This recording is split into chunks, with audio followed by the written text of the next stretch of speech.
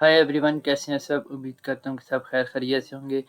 पिछले लेक्चर में structure ready कर लिया था प्रोडक्ट ग्रेड का, कि उसके अंदर हमने क्या क्या चीज़ें बनानी होती हैं। यूएल के अंदर हमने एलआई बनाई, एलआई के अंदर हमने कॉर्ड इमेज और कॉर्ड इन्फॉर्मेशन का डिव बनाया, जिसके अंदर हमने इमेजेस और इन्फॉर्मेशन रखी थी। इन्फॉर्मेशन में हमारे पास टाइटल, कोई प्राइस, कोई हमारे पास स्वैचेस आ जाते हैं, उनको हम वहाँ पे रख देते हैं। तो आज क्या करते हैं, यहाँ से 4 कॉलम का ग्रिड है, उसको बनाने की कोशिश करते हैं हम। तो 1 2 3 4। जब आदमी डेस्कटॉप पे जाते हैं 4, टैबलेट पे 3 कर लें, और मोबाइल पे जाके हम 2 कर लेंगे। तो इस हिसाब से हमने क्या करना है, अपना स्ट्रक्चर रेडी करना है। मैं यहाँ से इंस्पेक्ट ओपन कर लेता हूँ। ये है एल आई और ये है यूएल। यूएल को ऑटोमेटिकली पैडिंग लेफ्ट होता है, तो यूएल को अब सबसे पहले हम ये करेंगे कि जो पैडिंग लेफ्ट है इसका, वो हम करते हैं 0। तो यहाँ से पैडिंग लेफ्ट 0 हो गया, इमेज ने पूरी जगह कवर कर ली। यूएल को हम लगाते हैं डिस्प्ले फ्लेक्स। जैसे मैंने डिस्प्ले फ्लेक्स लगाया, प्रोडक्ट्स जो हमारे पास एल थी 5, वो सारी कवर हो गई। तो टोटल हमारे पास थी 5, तो 5 की 5 जो प्रोडक्ट हमारे पास थी वो एक रो में आ गई। अब हमने क्या करना है, इन प्रोडक्ट के दरमियान गैप भी होना चाहिए, और एक रो में 4 प्रोडक्ट हमने दिखानी है। यूएल है, यूएल को हमने दिया डिस्प्ले फ्लेक्स, और एल आई को जाके हम क्या असाइन करेंगे, विड्थ। विड्थ भी आप असाइन कर सकते हैं, विड्थ के साथ आप फ्लेक्स भी असाइन कर सकते हैं। फ्लेक्स के अंदर हम विड्थ असाइन करते हैं। ये हमारे पास है प्रोडक्ट रैपर, इसकी मैं क्लास यहाँ से कॉपी कर लेता हूँ, और इस रैपर के अंदर यूएल है, यूएल के अंदर है एल आई। एल आई को जो हमने विड्थ असाइन करनी है, फ्लेक्स 0 0 और 25%। 25% मैंने क्यों असाइन की, टोटल विड्थ हमारे पास होती है 100%। अगर हमने 4 प्रोडक्ट एक रो में दिखानी है, तो अगर आप 100 को 4 पे डिवाइड करेंगे, आपके पास आएगा 25। तो 25 विड्थ हमने असाइन कर दी है। ये यूएल है। तो अभी के लिए जो हमारे पास प्रोडक्ट्स हैं वो बाहर जा रही हैं। वजह क्या है, यहाँ पे हमने क्या लगाना होता है, फ्लेक्स रैप रैप। जैसे रैप करेंगे तो जो नेक्स्ट प्रोडक्ट होगी चौथी के बाद पांचवी, तो वो अगली रो में चली जाएगी। ये प्रोडक्ट हमारे पास डिजाइन हो गई हैं। तो हमने क्या करना है, इनके दरमियान गैप देना है। तो गैप देने के लिए हम यूएल पे क्या करेंगे, गैप 1%। जैसे मैंने 1% यहाँ पे लगाया, तो टोटल जो इसकी विड्थ होती है, अगर इसकी विड्थ हमारे पास है 100%, 100 और गैप वाला जो 1% है, तो वो टोटल कितनी विड्थ बन जाएगी, 101%। हालांकि जो स्क्रीन की विड्थ होती है वो 100 होती है। 100 से ज़्यादा जब भी होगी, तो फ्लेक्स रैप की वजह से वो क्या होता है, कुछ प्रोडक्ट्स आगे चली जाती हैं। आगे क्यों चली जाती हैं, क्योंकि जो हमारी विड्थ है वो 100 से क्रॉस कर गई है। तो इसको हल करने के लिए हम क्या करते हैं, जितना गैप हमने दिया होता है, अब मैंने गैप दिया था 1%।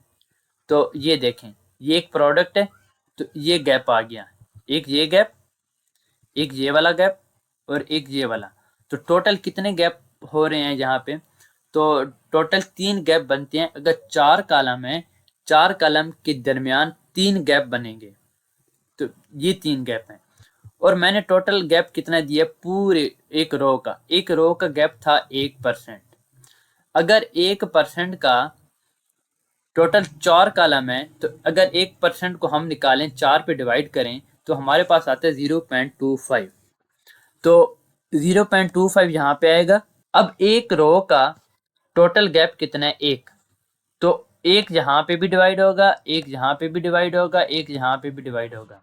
अब एक डिवाइड कैसे हुआ, 1% था, तो 1% को आप 4 कॉलम पे डिवाइड करें।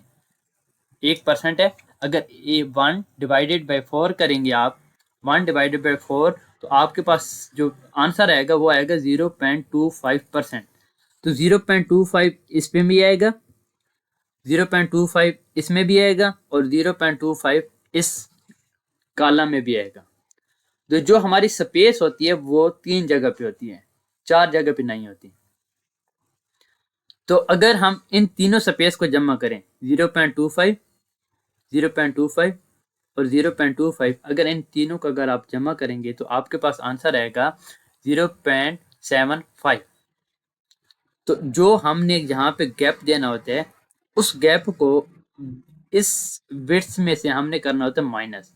यहाँ से आप कैलकुलेशन कर सकते हैं, कैल्क, यहाँ पे आप ब्रैकेट ओपन करें, ब्रैकेट क्लोज करें, इसके बाद माइनस। हमने माइनस क्या करना है, जो हमने गैप दिया था। तो गैप हमारे पास आता है 3 कॉलम में। तो 3 कॉलम का जो हमारे पास टोटल स्पेस बनी थी, 1% को अगर हम 3 में डिवाइड करें तो वो आता है 0.75%।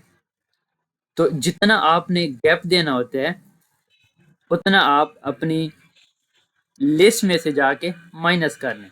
तो इसका मतलब ये हुआ कि ये जो इसके दरमियान स्पेस है, जो स्पेस की वजह से जो हमारा स्ट्रक्चर खराब हो रहा था, क्यों कि 101% विड्थ हमारे पास नहीं होती, तो उसको हमने क्या करना होता है, फिर माइनस कर लेना होता है। तो यहाँ पे आके मैंने 0.75 को माइनस कर लिया। जब आप इस जो अगर आप गैप दे रहे हैं और 100 से ज़्यादा हो रहा है तो उसका बेस्ट तरीका क्या होता है, आप कैलकुलेशन लगा के उस गैप को आप माइनस कर लें, तो आपका जो स्ट्रक्चर होगा वो बिल्कुल सही हो जाएगा। यूएल पे हमने जो प्रॉपर्टीज लगाई हैं वो कॉपी करते हैं प्रोडक्ट रैपर, जहाँ से आप इस क्लास को आप कॉपी करें, कोड में जाते हैं,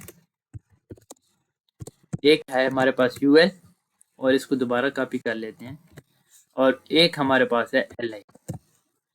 तो यूएल को हमने दिया था डिस्प्ले फ्लैग्स, जहाँ पे आप इसको पेस्ट कर लें, और हमने एल आई को क्या दिया था, हमने विड्थ असाइन की थी। तो यहाँ से हम विड्थ कॉपी कर लेते हैं और यहाँ पे हम असाइन, और यहाँ से फॉर्मेट कर लेते हैं। फॉर्मेट के बाद मैं करता हूँ सेव, इसको आके करते हैं रिफ्रेश। तो ये हमारे पास सिंपल सा स्ट्रक्चर रेडी हो गया है, जैसे हमने यहाँ पे 4 कलम का देखा था। नेक्स्ट चीज़ हमने क्या करनी है, साइड से लेफ्ट और राइट से हमने कुछ स्पेस देनी है। प्रोडक्ट रैपर को जाके हम थोड़ी सी स्पेस दे देते हैं। तो इसकी विड्थ हम करते हैं 100%, हम मार्जिन करते हैं 0 ऑटो। लेफ्ट और राइट से ऑटो होता जाएगा, अगर मैं विड्थ को क्या करूँगा, कम करूँगा। तो जितनी आपने विड्थ रखनी है उस हिसाब से आप इसकी विड्थ असाइन कर लें। तो थोड़ी और कम कर लेते हैं, और इसको 94% है, मैं इसको कॉपी कर लेता हूँ,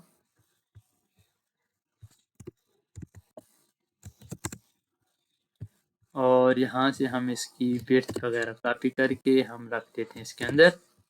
इसको करते हैं फॉर्मेट, रिफ्रेश कर लेते हैं इसको। तो हमने विड्थ भी असाइन कर ली।